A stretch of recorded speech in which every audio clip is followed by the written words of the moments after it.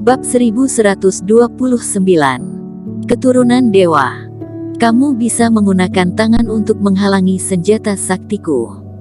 Di tatapan Emmet yang penuh tidak percaya, Erik mengerahkan tenaga dan langsung meremas hancur golok panjang Emmet ini. Ini sungguh menyeramkan sekali, Emmet dan Maddox merinding. Menghancurkan senjata dengan tangan saja, badan Erik sekuat hingga seperti apa. Dan di detik selanjutnya, di kening Erik tiba-tiba bersinar. Mereka berdua merasakan ada sesuatu yang tidak beres. Di saat mereka ingin mundur, semuanya sudah terlambat. Badannya terasa sakit, dan dua buah suara berat terdengar. Mereka berdua tertinju lagi, dan ditinju terbang oleh Erik lagi. Namun kali ini, kedua orang itu menyadari sesuatu. Mereka berdua bangun dan memegang badan mereka yang sakit, namun mereka tidak lagi terluka parah seperti sebelumnya lagi. Apakah kamu merasakannya atau tidak? Pengontrolannya tidak sebagus sebelumnya, kata Maddox. Dia pernah bilang bahwa kerohanian hanya pulih 20% saja. Mungkin ini benar. Kita jangan impulsif, kita habiskan secara perlahan, tunggu setelah kerohaniannya habis, nanti semuanya akan menjadi dunia kita. Emmet juga berkata menganggukkan kepalanya. Meskipun badan mereka berdua sangatlah terasa sakit, namun mereka merasa sedikit tenang. Mereka merubah rencana dan berencana untuk lebih mencari aman, dan perlahan mengulur waktu dengan Erik. Mereka berencana untuk menghabiskan kerohanian Erik dan barulah menghabisinya. Mereka terbang di udara dan mengeluarkan banyak aura Reiki di tempat jauh, dan tidak menyerang ke arah Erik. Jika Erik mendekat, mereka langsung mundur. Kalian lumayan pintar juga, kata Erik. Erik, kami tunggu kerohanianmu habis, akan kami lihat seberapa kuatnya kamu nantinya, kata Maddox.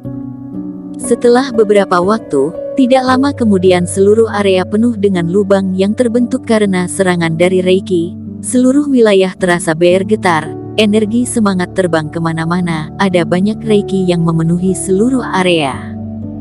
Bahkan sosok Erik juga tenggelam karena banyak asap. Setelah menyerang sesaat, mereka berhenti sejenak dan ngos-ngosan. Sudah tidak ada suara lagi. Apakah kerohaniannya sudah habis kita hilangkan? Kata Emmet. Tidak tahu, tunggu sebentar lagi, kata Maddox dengan tegang. Mereka berdua berhenti dan melirik ke arah bawah. Namun di detik selanjutnya, sebuah sinar menerbu ke arah Maddox. Maddox hanya sempat memutarkan badannya saja. Ar! Maddox berteriak kesakitan. Sinar itu adalah sebuah pedang terbang, dan ketika melewati bahunya, itu langsung memotong tangannya. Trik apaan ini? Emmet berkeringat dingin, dia bergegas mundur dan melirik ke arah asap. Dan di dalam tatapan kagetnya, di tengah Reiki yang bertumpuk, sinar pedang tersebut satu persatu bersinar. 1, 2, ada beratus ratus sinar menghilangkan Reiki di sekitar. Dan yang terakhir muncul di hadapan mereka berdua adalah sebuah formasi pedang raksasa yang terbentuk dari ratusan pedang terbang. Dan pedang terbang ini semuanya terlihat sangatlah menyeramkan.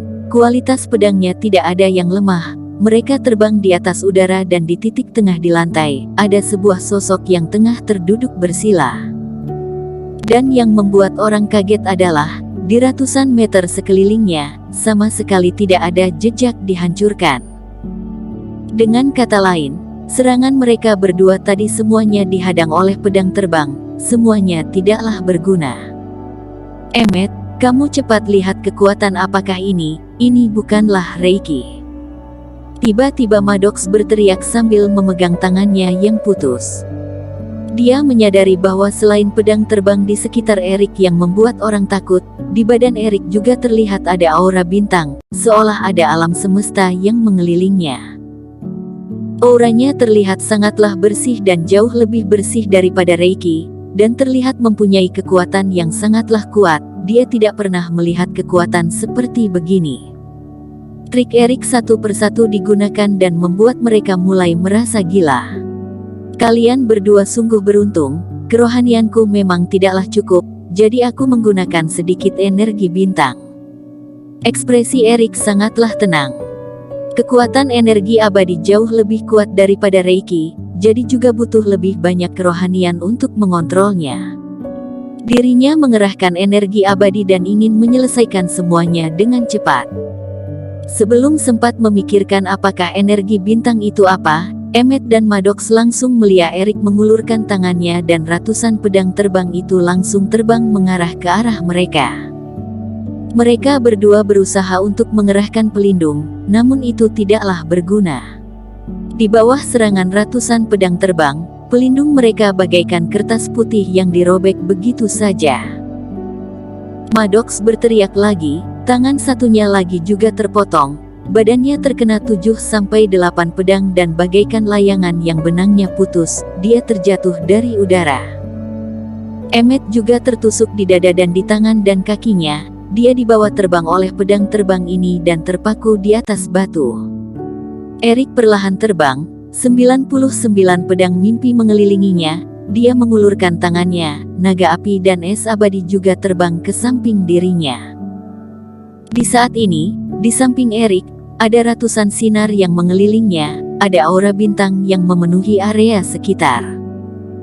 Dia terbang di atas udara dan melirik Maddox dan Emmet, bagaikan dewa baru tiba, dan semua orang menunduk, para bintang juga mengelilingi. Di area kejauhan, Lowen sangatlah deg-degan, dia memegang busur dan berjalan kemari, dia ingin melihat apakah Erik terjebak bahaya atau tidak. Namun ketika dia melihat di udara, Erik yang ada di udara, dia sangatlah kaget, mulutnya terbuka lebar dan kedua kakinya lemas dan terjatuh di lantai. Dia pernah menebak identitas tinggi dari Erik, namun tidak menyangka bahwa akan melihat adegan yang begitu bisa mengemparkan hati orang. Erik ternyata juga adalah pertapa abadi, seolah adalah dewa yang tidak bisa ditantang. Lowen sangatlah kaget, dia mengingat ulang semua ingatannya, ekspresinya merah. Aku ternyata masih ingin bertempur dengan Erik, aku sungguh bodoh. Kemampuan Erik seperti begini mungkin dengan satu jarinya saja juga bisa membunuhku, aku masih bisa mengira bahwa dia menggunakan trik licik. Lowen mencibir, dia menamparkan dirinya sendiri. Dewa, keturunan dewa, ternyata begini, aku mati di tangan seorang dewa. Hanya ada Andis saja yang melotot udara dan mengeluarkan suara tertawa gila, dia berlari ke hadapan area pergunungan dan badannya bersinar. Dia memilih untuk meledakkan badannya sendiri. Siapa sebenarnya dirimu? Maddox dan Emmet ketika melihat adegan ini, mereka merasa diri mereka sebentar lagi akan gila. Dari awalnya mengira bahwa Erik adalah pejuang rendahan biasa, sampai terakhir merasa bahwa dia adalah pelatihan tanpa partai yang mendapatkan pewarisan, sampai tadi, mereka juga merasa bahwa Erik adalah seorang murid inti dari sebuah sekte besar yang badannya terluka.